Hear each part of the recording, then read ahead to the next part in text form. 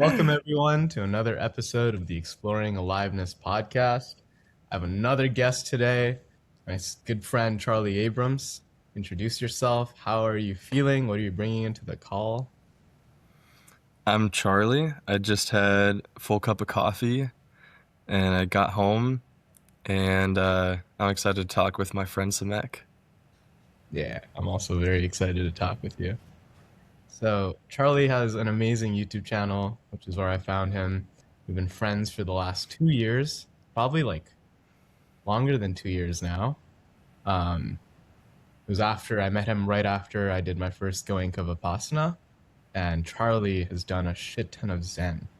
So that's what we're going to talk about: Charlie's relationship with Zen, what Zen is, and how he got into it, and then how does he relate to it now? Like, how has that evolved over the last few years? Bunch of years.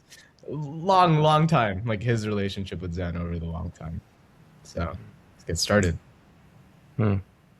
Tell This me will be about. cool. I have no idea really what my relationship with Zen is at the moment, so I'm excited to find out. It's alive, and we're exploring it. Hell yeah. Hell yeah. So, how did you find Zen, and what was that experience like first getting into relationship with Zen? The experience is pretty magical finding Zen. I was, for the first time, doing my own thing in my life. I was like 18 years old. I dropped out of high school and I moved to Italy for a summer. And I was just determined to just be my own person. Screw high school, screw America, screw like anyone else's opinion of what I should do. I'm just gonna fend for myself. Doesn't matter literally what I do, but I'm gonna do it myself. And so I moved to Turin, Italy for a couple months and really didn't do much at all, but I was on my own. And that was when I started reading Alan Watts, who was my introductory to at least the word Zen, and definitely brought a lot more magic to the word Zen. The way he would talk about it just struck the same chord that I had in me for wanting life to be magical and mysterious. So at the end of the summer, when I came back to Portland, Oregon, where I'm from in the U.S., then first thing I did, like literally day one back in my dad's house back in America, I was like, shit, what am I gonna do now? I need to do like something new back here. So I'm pretty positive I Googled cool Zen temple, and the first place that came up was a full-on Zen temple in my city called Dharma Rain, and they had a morning meditation at like 5:30 the next day. And so I just showed up at the Zen temple the next morning when it was still dark at 5:30 in the morning. And I remember like walking into the temple, having never been in a meditation center or a Buddhist temple before, and not knowing what to do, but looking in the two rooms that they had and seeing one that was empty and the other one that just had like seven monks in full robes, and just being like, oh shit, I'm not supposed to be here. And so started to walk out and put my shoes back on. And then the abbot, who's in my mind like 6 foot 20, wearing a gold robe, bald head, comes out and he's like, hello, have you meditated before? And I'm 18 years old and I'm like, yeah. And he's like, all right, we have this and this and this and this, like different Japanese words.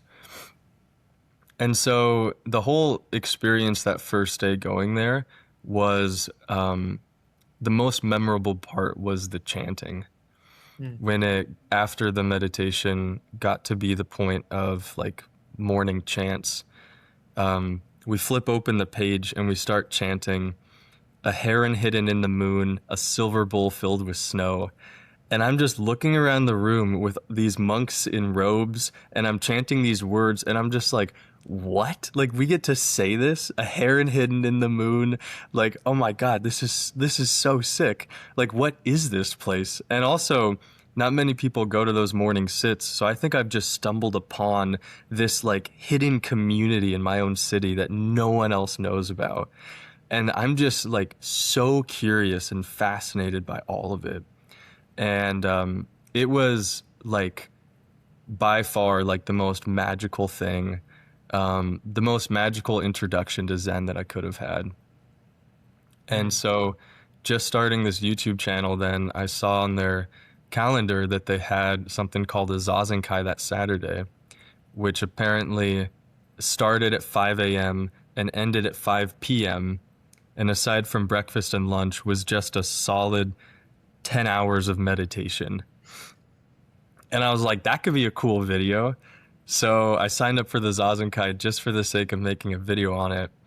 But the second time that I ever went to that temple was for like a 1 day meditation retreat, which is also just, not really heard of for how most people come across like a sitting group, a sangha. And I remember over the next couple months, like leaving most meditations frustrated and confused and super self-conscious, like ridiculously self-conscious. But there was this thread of curiosity and of like absolute like wanting there to be magic that was there the whole time that kept me coming back no matter how frustrated and just self-conscious I was about being there. Mm.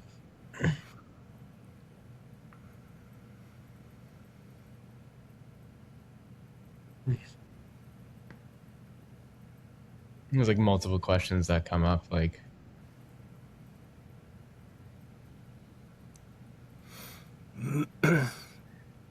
how did your relationship with the self-consciousness change as you were, even in those early months, as you were just being with it instead of like doing anything about it? I was resisting it pretty hard. I just wanted to be a part of whatever their culture was. I did not want to like just be a 18-year-old who just entered this like Zen community of these like perfectly equanimous people. I wouldn't share anything about my life. I wouldn't express any part of myself. The kind of like rambunctious, energetic parts of myself, like absolutely not. I just wanted to be like a statue, basically. And it was brutal. And really, it didn't change for quite a long time. um, the craziest thing was that even 2 years later, 2 years of like becoming incredibly devoted to this place, I didn't even realize this until I clicked on this voice recording that I had on my phone when I was talking with my friend. And in that voice recording was when I first moved into the Zen temple and lived there for a month. And in this voice recording, I'm talking about how I just don't fit in. And I'm like, yeah, I just don't really fit in, you know. I'm this young like 19-year-old and they're all like friends with each other. They know each other so well and like I'm just never really going to fit in. And that was after like 2 years of being there. And I remember listening to this voice recording and being like, oh God, like that self-consciousness like persisted for years. Mm. I just wanted to conform to the culture, like, and I thought that that was necessary. And if anyone was able to fully be themselves there, it like blew me away. Mm. I'm curious what your meditation experiences were in those first 2 years. You Hmm. mentioned like a lot of trying, a lot of resisting, but I'm assuming something was happening that kept you Hmm. going back, something that kept the practice going. And I'm assuming you did sashins back then. Like, what was that like at the Yeah, beginning?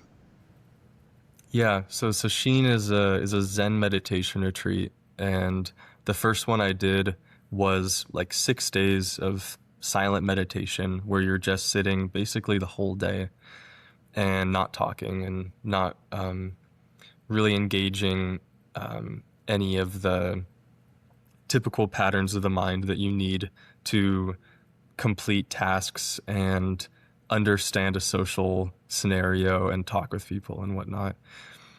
And I think the all for quite a while, all of the meditation experiences I had were like deeply steeped in wonder. Um, they either were brought from wonder or just left me with like all of this wonder as a kind of side effect of a particular experience. I remember one time, I think it was on the first session, just walking around and like kind of looking up towards the sky and being like all this talk about like awakening and like years of practice. I was like, what if my mind can't even conceive of what it would be like years from now or after a particular experience or awakening? Like, what if I literally can't even conceive of it? And like, I just remember having like so much wonder. And the first like um, I don't know, kind of like maybe it's a threshold or just kind of like a point in the journey. I think in Zen is having an anatta experience, which means no self. And on the second retreat I had was the first experience I had with no self.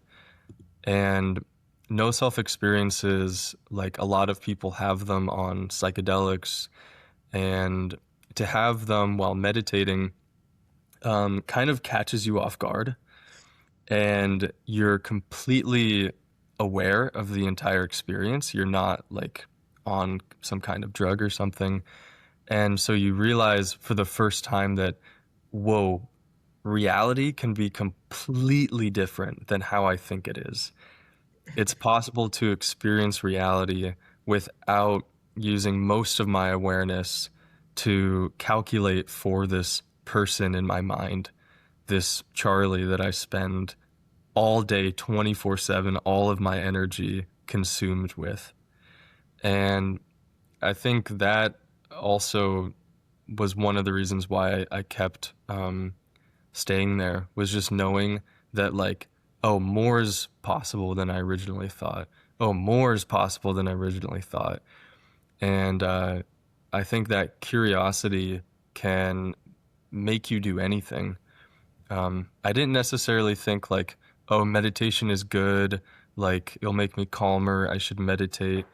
If I just kind of thought that, I'd probably have a hard time meditating. But because I was curious about it, I really I wanted to stay. I wanted to show up 5 days a week for their meditation. I wanted to do every retreat they had. I wanted to um, be in another country and still do the morning chants on my own and have their same breakfast that they eat at the temple. Like I was doing all that stuff. And I actually was trying to see in my journal if I had anything from this time. And I do have a like two sentences that really sum up my entire association, my entire relationship with Zen at this point. So this is from the first meditation retreat, and it just says that Zen has the magic I sought as a kid. It has a way of life, a mystery, ancient texts, and wizard-like people. This feels more of a second birth than anything ever has. That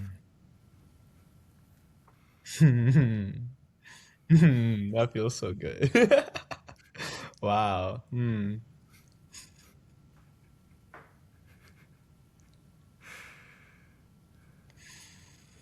Ah.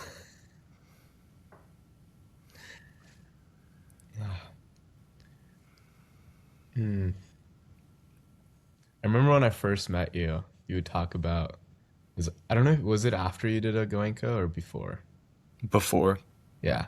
When I first met Charlie, I had just done a Goenka. Charlie was purely Zen. And we talked about Goenka Vipassana, which is a different type of meditation.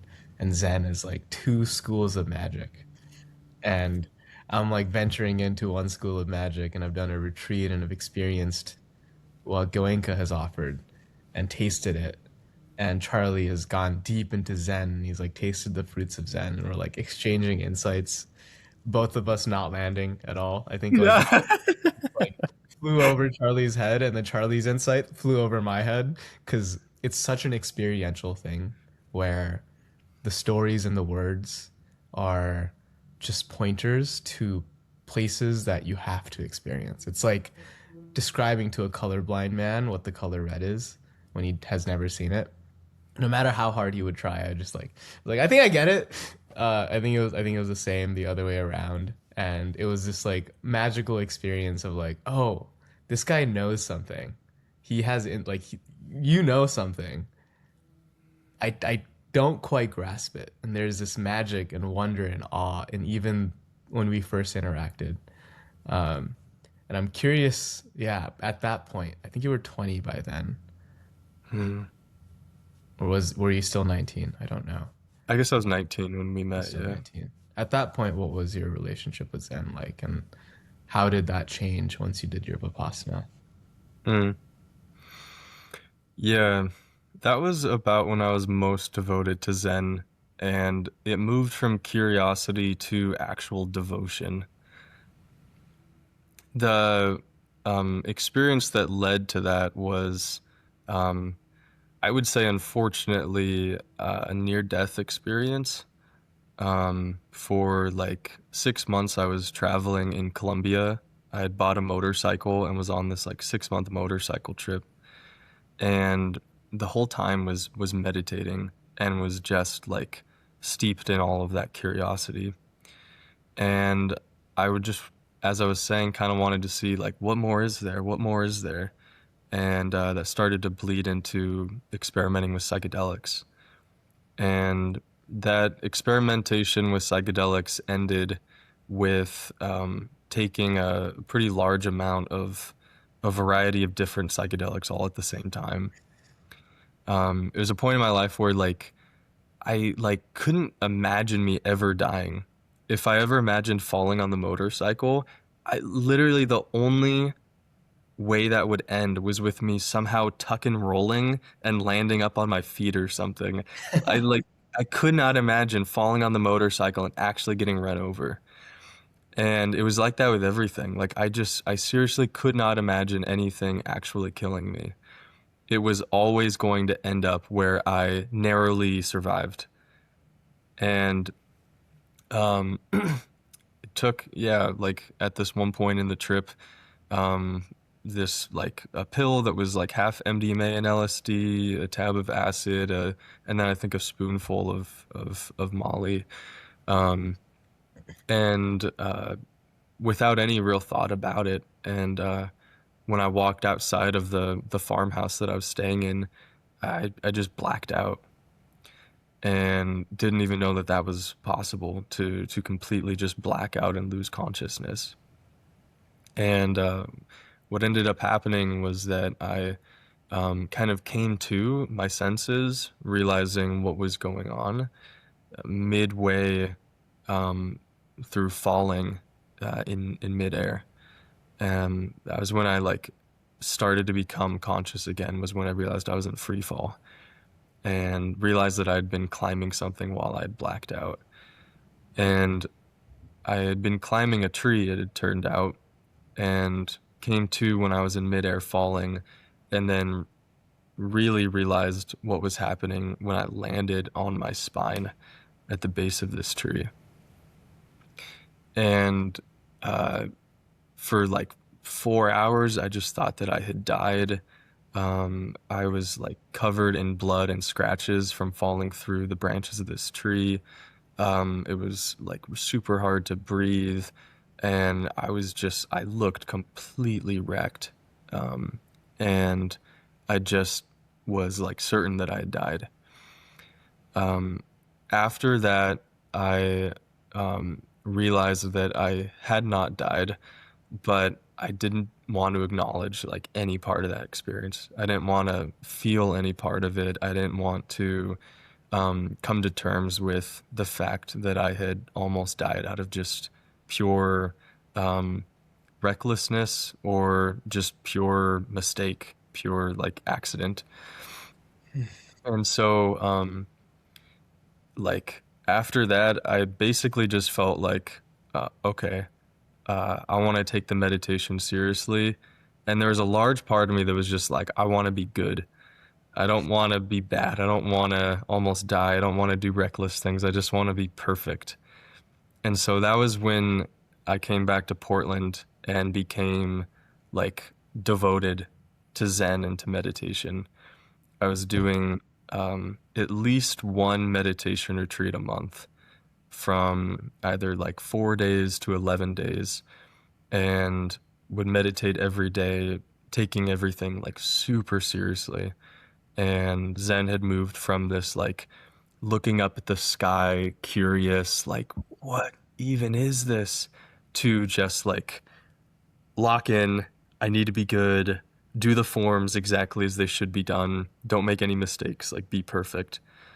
I didn't really acknowledge all that, but that was like kind of the association that I now had with Zen.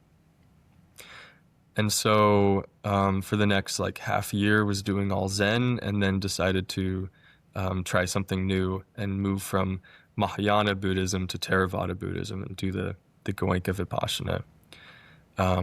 And like I'll just say that after that, just kind of like kept exploring, kept taking everything seriously, without getting too much into any one of those like retreats or experiences.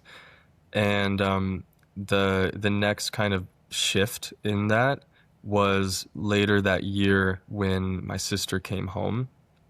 She had been living in Ireland and was only home for, short amounts of time. And when she came home, she was now off of school and like just relaxing and stuff. And she'd wake up at like 10, 11 a.m. And I was just thinking, what the hell? Like, what is she doing waking up that late? And I'd be trying to get up at, 4:45 in the morning to drive to the Zen temple, get my morning meditation in, and like do that every day, joining all the retreats and everything, taking it super seriously. And it got to the point where I was just flat out judging my sister so much for her just relaxing and enjoying herself. And thinking, she's completely wasting her time. Doesn't she know that we only have one life and that you should be waking up at 5 a.m. if you only have one life? Um, but the thing is that my sister and I are like so close. She's like the person I care most about in the world. And so when I started judging her, that freaked me out. And at some point, she finally asked me, like, hey, are we okay? Like, did something happen? Like, is anything going on between us? And I like purposely uninvited her from this one thing, and she was like really confused why and was crying. And when I realized that I had been completely judging her to the point of not even like loving her, that absolutely wrecked me. And when I realized I was doing it for the sake of my devotion to Zen, that absolutely wrecked me. And I showed up to the morning meditation the next day thinking like I'm trying so hard to be good, and I'm actually trying so hard to be good that I ended up hurting my sister because of that. And I remember sitting down and being like, I'm fucking done. Like I am done trying to be good, trying to be perfect. Um, like it's not working. Is this enough? Is this perfect enough? Is this awakened enough? Is this like current moment good enough? And when I asked that, my like awareness went into just the senses and not into like a mental answer, and was looking just at the senses themselves, asking, is this enough? And looking at just the present moment and trying to quantify it makes absolutely no sense. When you're asking your vision, is this enough? And you're asking your hearing, is this enough? And you're asking your sensation, is this enough? And it's like, what would an addition even look like? And that hit this break, which is probably a very inefficient route of 1 year of squeezing myself to finally be uh realizing the absurdity of trying that hard, of constricting myself for the sake of squeezing myself into this like perfect jewel or something, and thinking that's what I even wanted.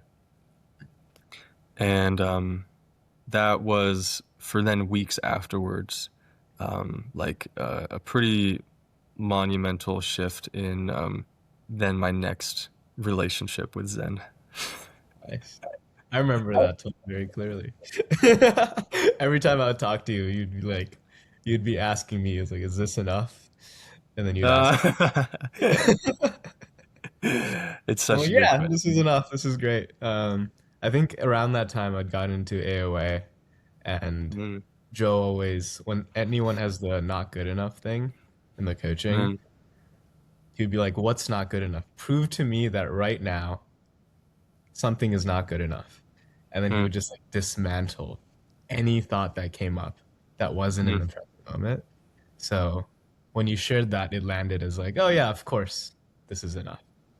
mm, And also the pointer of like, "Yeah, this is enough. Like, is this enough?" Like asking that question to come back to the enoughness of the moment seemed relatable when you shared it, but you were like so deep in it. And I think I was still John eyeing away. I was still dissociating using meditation quite a bit. So I was like, I know it's enough. It's fine. I don't need to ask myself that question. Was my experience at the time. Yeah, it's cool how certain questions become a part of somebody. And even for me, just saying that, I haven't asked that question in a while. And like immediately there's this like total shift in my system asking that again. Mm. Mm. I can feel it. And then what happened? And then the next chapter of Zen, and then it spirals. um, hmm,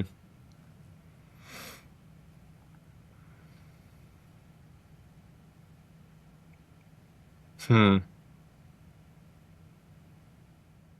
Oh, yeah. Then I started to become really confused. And I started to just really wonder, like, what am I actually practicing here? I really can't say anything about Zen. I can only explain the relationship that a 19-year-old American had to Zen in this one culture, in this one temple. And I was just so confused. What am I actually practicing? Like, what am I doing? And it was in the summer, and I was about to sign up for this retreat and decided not to, kind of last minute, and ended up just by chance getting invited that week to a Native American Sundance. And in that practice, you're praying on something day after day after day. You're like feeling the this want that you have, and you're meeting it with wonder was kind of how I saw it.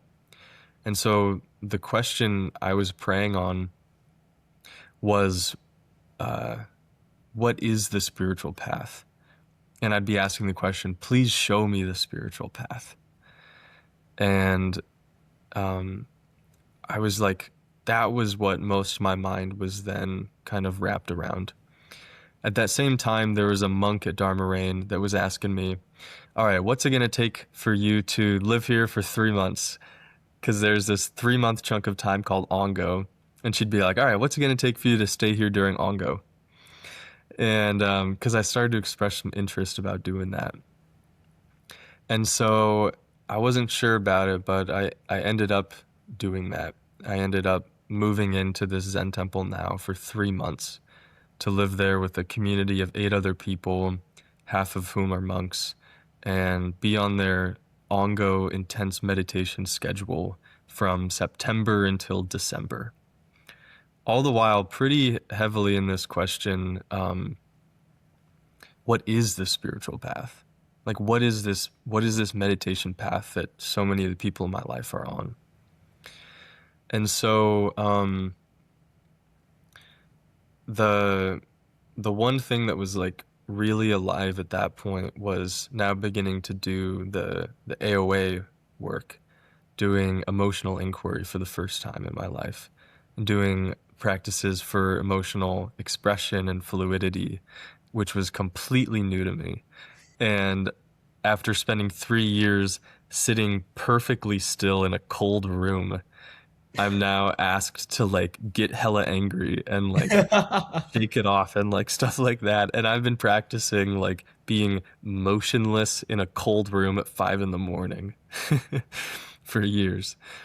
And I remember one of the practices that the first like uh, introduction to AOA had was the like looking at what you judge yourself for practice. And I was doing it with you, and you just say something you judge yourself for, and then you would just say how you accept it. Um, I can't remember exactly what it was, but I'll say the thing I judge myself for, and then you say what the other side says. So the first thing I said was, "Oh, I judge myself for waking up late." I welcome your waking up late, and I'm not here to change you. And so I had never heard anything like that before. And immediately having you say that, immediately like in that second changed my association with me waking up late. Because it was like, of course you would accept that in me. Like I didn't, not one part of me thought you would judge me for that. Thought that, yeah, I would be judged for doing that. And the next day I didn't judge myself for waking up late.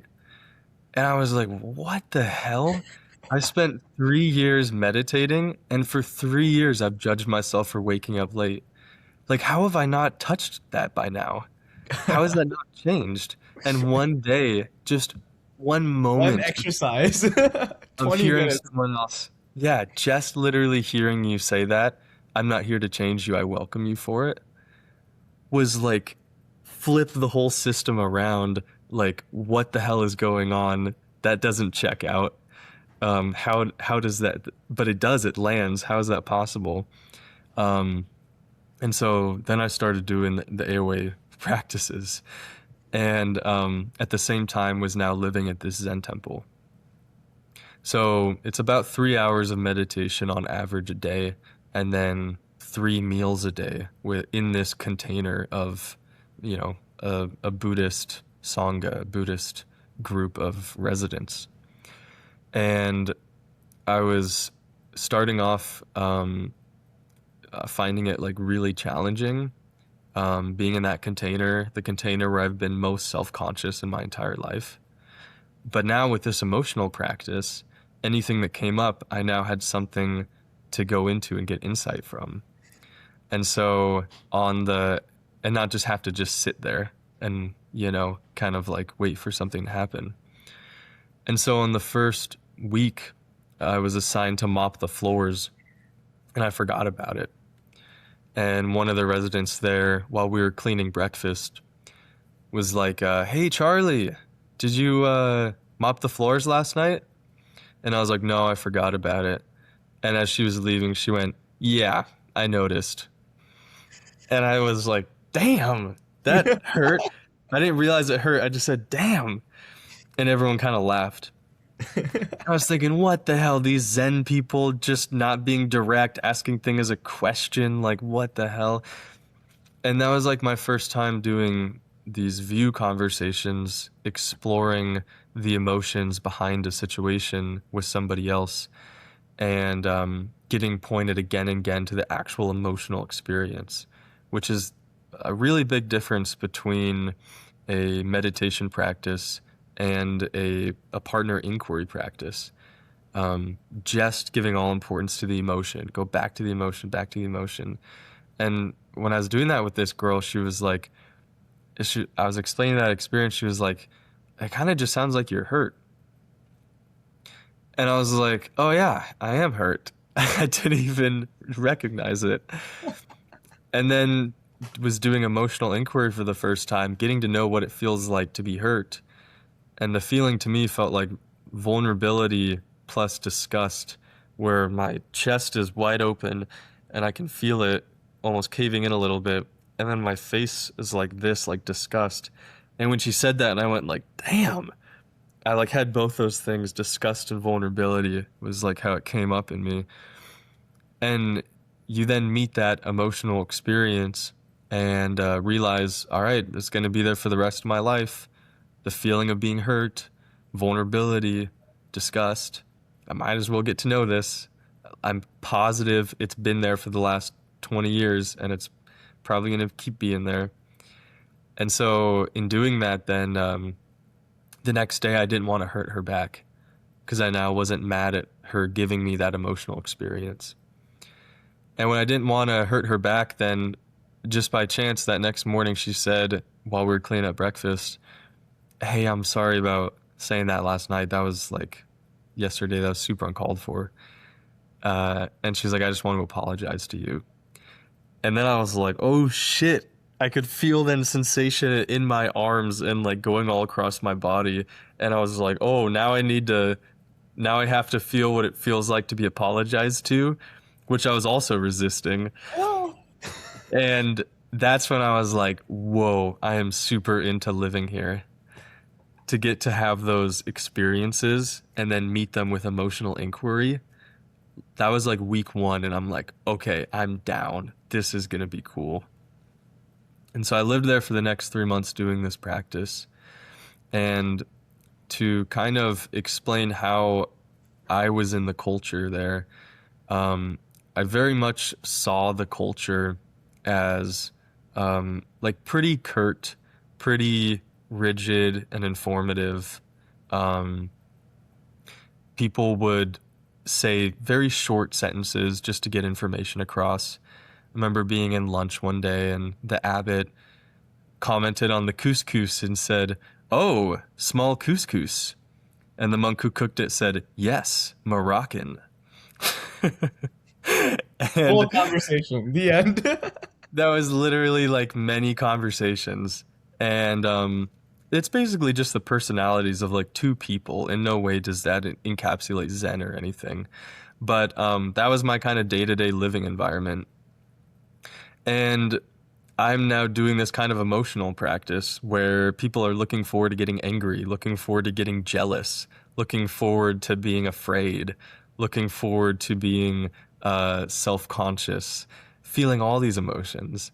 And it felt like the only emotions I actually noticed in people there were peace, gratitude, joy, and sadness every once in a while too. Um, Probably less than five emotions that were like regularly expressed there and that felt like they were okay to be expressed. Other ones like anger, passion, jealousy, um, all sorts of things you just didn't see. And so I was telling this to somebody and noticed that like more and more I was now complaining about the culture there. And I was just complaining about Zen in general. And if you like look at that whole arc of like pure fascination as an outsider, moving into complete devotion and seriousness, and now for the first time I'm like full on complaining about it. And the way I was complaining about it, I noticed, was the way like an old married couple would complain about each other, where there's no idea of leaving, of doing something different, and yet they're complaining about each other outright to someone else. And so I was just complaining about Zen.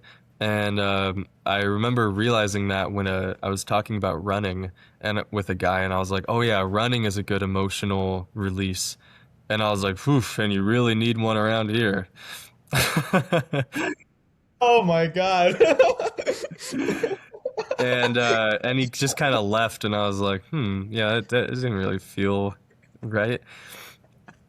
And so I was talking with a guy in the AOA community and I was just bitching about Zen and very calmly, without any kind of partiality, wanting anything from me, he just was like, hmm, how much of this is it's just the wrong tradition for you? And I was like, what? He can't say that. And then when I looked at that a little bit, okay, is this the wrong tradition for me? And could not go there. I just started crying. I could not look at that. Is this the wrong tradition? No, I cannot go there. Later that day, then at dinner, I had, had spent the day now kind of like feeling a little bit of that question, like, is this the wrong tradition for me? And even brought it up to two of the other residents. Very, though, explorative, like not knowing where that was going to go. And then at dinner, I could feel that question was like coming up inside me. Is this the wrong tradition for me? And the reaction I had to that, which was like crying and grief. And I could feel that coming up as a vulnerable thing I wanted to share during dinner. And I, with doing this emotional practice, like I know what it feels like to push that down. And I know what it feels like to say it. I don't even know what that is. I don't even know what I'm gonna say because I haven't gone up into my head yet. But I know what it feels like to not act on this impulse. And I didn't want to feel that. I didn't want to feel pushing it down. Like, it's just like, why all that work? So when there was a pause in the conversation, I said the thing. And for the first time in 3 years, I told everyone at the table, without thinking about it, that I had an insight today and that Zen isn't the right tradition for me. And I was expecting to see everyone just like stone faced, like not know what to say. And when I like looked up, everyone was looking back at me with like so much care and interest. And I was really surprised that that even came out of my mouth. Someone asked me, is this the wrong tradition? And then a couple hours later, I now just say it as if I know what's going on. Like, yep, I realized this is the wrong tradition. I did not know that. I had no certainty about it, and yet I shared that without even rehearsing, thinking about it, nothing. And so for the next 3 days, I just like cried. Um, and one of the most interesting things was that when I talked with the Zen teachers one on 3 different occasions with 3 different teachers, I told them I'd said this about Zen being the wrong tradition for me. Not one of the teachers cared at all. In a in the way that they didn't care about Zen being the wrong tradition or something, but they had a ton of care towards me. The first person I told, she didn't even acknowledge it. Me leaving Zen or not leaving Zen, that wasn't even worth talking about. She was just explaining how, in general, this path of meditation, of liberation is a happy life. And it had nothing to do with Zen or not. Yeah. And then the abbot was just telling me how when you notice the complexity of life, it's beautiful. And very directly, he was like, I want that for you. And in no way was it connected to Zen at all. In no way did it have to look or be practiced a certain way. And so they really gave me the permission to completely grieve Zen, like grieve it to the last drop of like, oh my God, I'm really leaving this place. Um, and I know from my dad, how incredibly intense the experience of leaving a religion is. And, I still was only there a couple years, didn't spend like an entire childhood or life in this, but it was a ton to grieve, to actually, um, a really big identity to shed. And after doing so, like felt uh, so free for a while afterwards. And I then moved back in with my dad, having only like 1 week left in that 3 month period of living at the Zen temple. And then the final question was, am I going to do the meditation retreat that's at the end of this year? And it's like the big bad meditation retreat that the whole year kind of culminates towards, called Verhatsu. And it's 1 week long. And it's like people are like scared about it. Like it's the thing. And I had just completely like lost all of my devotion, all of my care about Zen. I genuinely did not care about Zen. And so I felt like I wasn't going to do the retreat. And then a guy texted me saying like, "Hey, want to get coffee before all emotional hell breaks loose on the retreat?" And I was like, "Ah, shoot. Like my friend's expecting me to be there. Like, oh, I kind of want to be there if he's going to be there." So I was like, "All right, I'll do it." So for the first time then I got to see what it was like to be on a meditation retreat without caring about the tradition. They could, chant, bow, offer incense, have a ceremony, and I didn't care how it looked. It had nothing to do with me. It was like being in another country where like, people have their own practices and whatever, and like it doesn't land, doesn't like evoke anything in me. It doesn't matter. It's not mine. For the first time, like Zen wasn't a part of my identity. And so for 7 days was in a Zen temple, not caring about Zen, yet meditating for, 12 hours a day. And it was by far the coolest experience of my life. Um, it is like really sick to participate in something without attachment. That is like one of the coolest experiences ever, to like fully be engaged and embracing something while not being attached to it. And I got to feel that from having just grieved Zen, yet still being there, um, and free to do my own thing, as the teachers kind of gave me permission to do. And so after that retreat, like it was like coolest experience of my life, and I could tell that I'm probably not going back. And now it's been like 3 months since then, and they just finished another meditation retreat yesterday, and it was the first meditation retreat that I haven't signed up for in a really long time. We did the Zazenkai like a month ago almost. We went back once. I went back twice for a 1 day retreat for a Zazenkai, and then also back to a morning meditation one other time.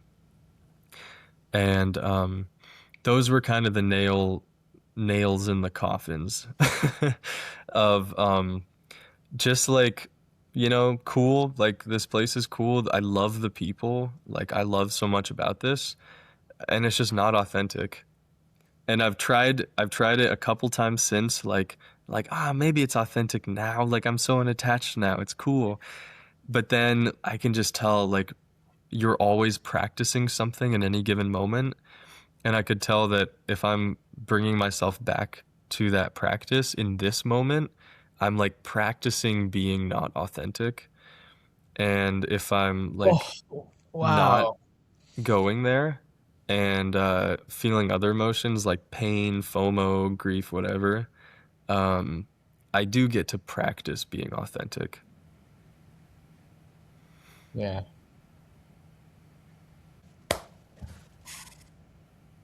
So you met this girl named Zen at 18, fell in love, like love beyond anything you could imagine.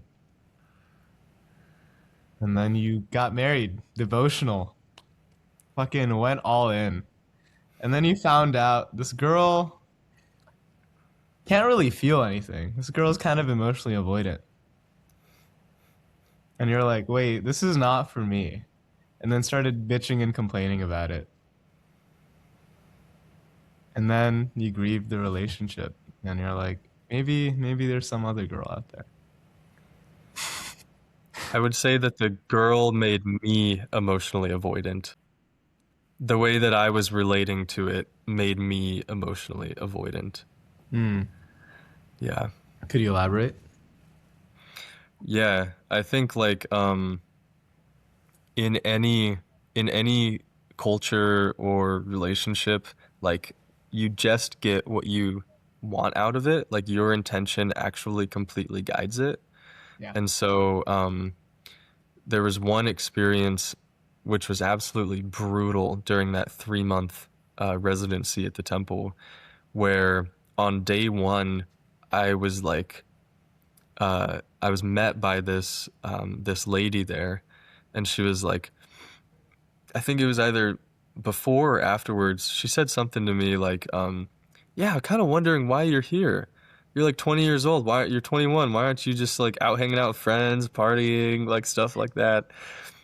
And then when I was in the meditation retreat, I was like, God damn it, what am I doing here?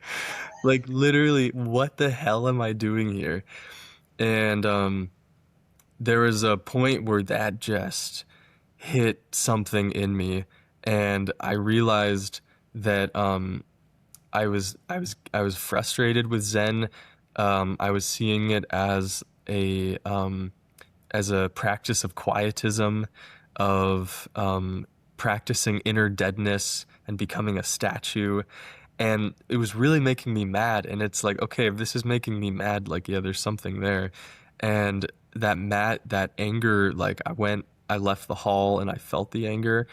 And then after feeling the anger, it just turned to sadness.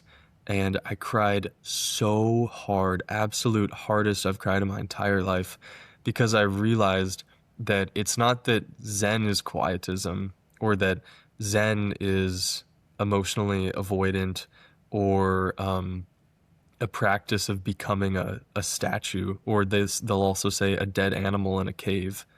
It's not that that is what's making me mad. It's that that's the experience I've been wanting out of Zen. Mm. And that absolutely killed me. I was like crying and like just like straight up groaning, um like realizing that I'd spent years actually wanting that, actually choosing that to be the case.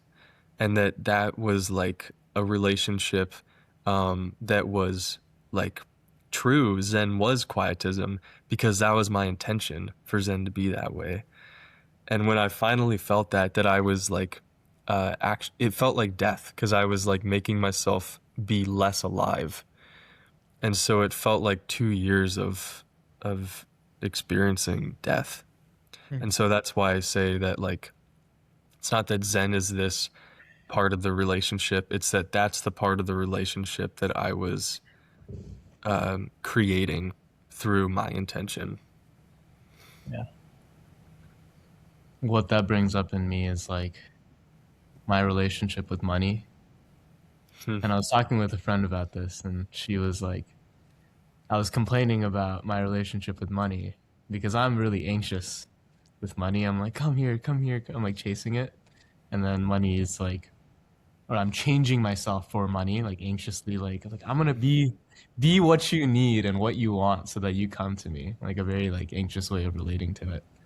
And then she was like, and I was complaining about how money is changing me. And she very plainly said to me, it sounds like money is incredibly secure, and you're the one relating to it from an insecure place. And it just like fucking nuclear bomb killed me inside. I was like, oh, money is secure. She knows exactly what she wants. She's Hmm. offering exactly what she wants. And I'm like Hmm. changing myself for her, thinking that I need to be better or different for her to come to me instead of showing up as I am and trusting that it's good enough for money to come to me. And there's that experience with money, but even with like different relationships, like the relationships I find most healing are ones where it's so easy and obvious to relate to it from a secure place. I imagine my relationship with anything in nature to be this. So like big bodies of water, mountains, like they so clearly do not give a fuck about how you're relating to it. And their beauty is so Hmm. clearly just beaming at you. Like the awe that a mountain gives me will be there regardless of how I show up. And there's this experience of unconditional love that I get from the beauty of nature.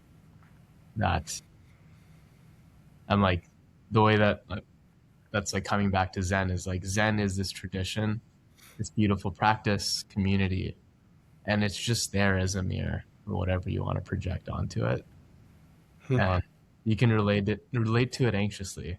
I did a Zen retreat with Charlie, and I think I was trying to change myself for Zen in an anxious way, and I was also feeling a lot. Um, or you can relate to it in an avoidant way by pushing down your emotions and turning into a statue. But Zen is Zen, and it is what you make of it almost. Yeah.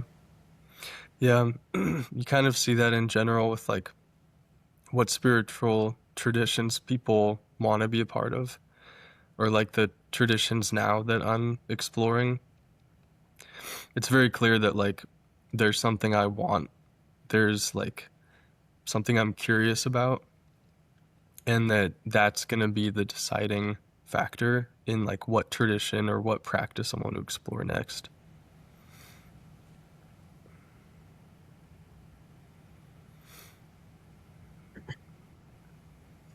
Anything else? Hmm.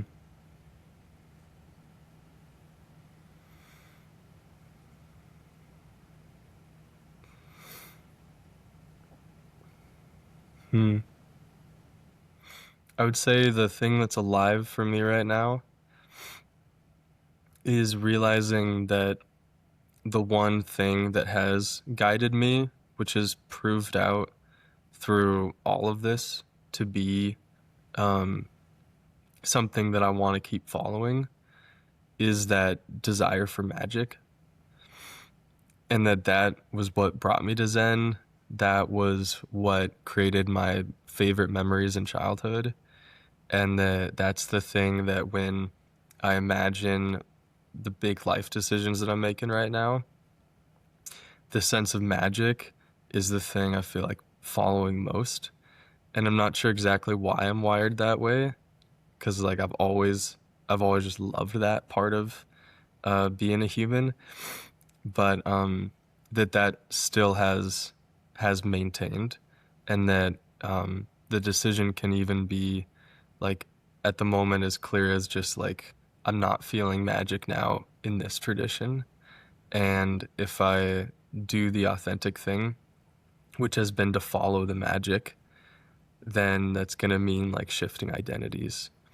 And now it even looks so vastly different to considering to uh, this fall going to university, which is a completely different identity.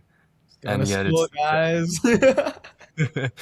yet it's the thing like with the actual magic in it right now. Yeah.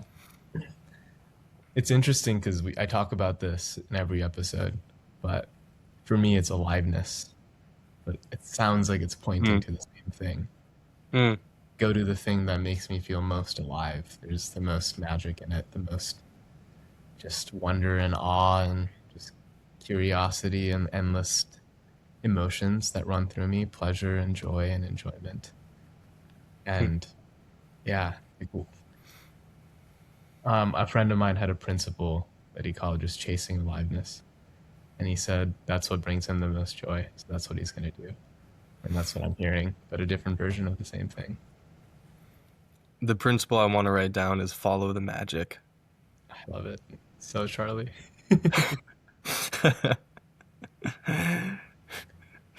Yeah, I kind of feel that now since I have the this Ukrainian trident around my neck, and like languages are one of those things that like the Ukrainian language just has so much magic in it for me. And so this could actually be sort of a good reminder of that principle, follow the magic. Hmm. Well, that feels complete for me.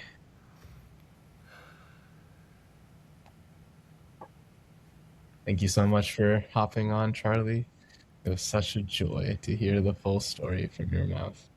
It also is fun to hear the story. I had no idea how it was gonna go, so yeah, that was fun for me too to get to hear it. Mm. there's like something that happens when you meditate a lot, or like even for me, um, storytelling comes so easily. Mm, There's this like cohesion and alignment that comes that makes like things just make sense. And then I don't know what the story I'm gonna tell is, but when the story is mm, told, there's so much just like mm, beauty in it. mm. Yeah, I also like how you said before that like reality is just reality, and then our view of it is just the stories we tell. And so, depending on the stories you tell, is like your involvement in how you see reality. And so, I could probably tell that story completely different with totally different takeaways and stuff. But I really enjoy that arc that we ended up on. Yeah. There's a lot of pieces that I know of your story that you'd like Hmm. skip over and like created this sense of it created a story, it created an arc, and that was amazing. Hmm. Cool. Yeah. Great. Thank you everyone for watching. Thank you Charlie for being on. I'll link his YouTube channel below, or if anything else he wants to share, I'll link it below. Appreciate it. Have a great one, guys.